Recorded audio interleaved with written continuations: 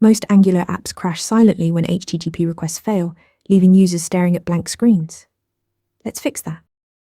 The first line of defense is the catchError operator from RxJS. When your HTTP call returns an observable, pipe it through catchError to intercept any errors. Inside catchError, you can log the error, transform it, or handle it gracefully. This keeps your component code clean and your error logic centralized in the service.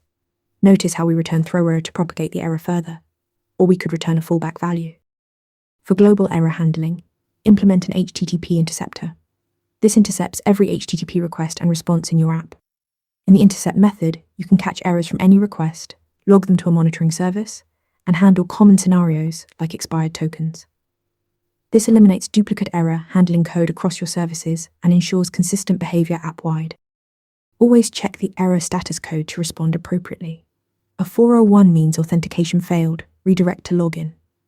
A 404 means the resource wasn't found, show a helpful message. A 500 error means server trouble, display a retry option. And always give users clear feedback, whether that's a toast notification, an error banner, or a retry button. Never fail silently. Finally, implement graceful degradation. Use throw-error to propagate errors when the component needs to know, but use the of operator to return fallback data when you can. For example, if loading user preferences fails, return sensible defaults. This keeps your app functional even when the network isn't cooperating. Combine catchError for pipeline handling, interceptors for global logic, status code checks, and graceful fallbacks. That's how you build resilient Angular apps. Practice this on Interview Mentor.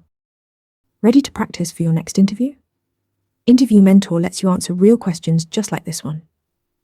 After each answer, you get a detailed grade and personalized tips to improve. Watch your scores climb as you keep practicing.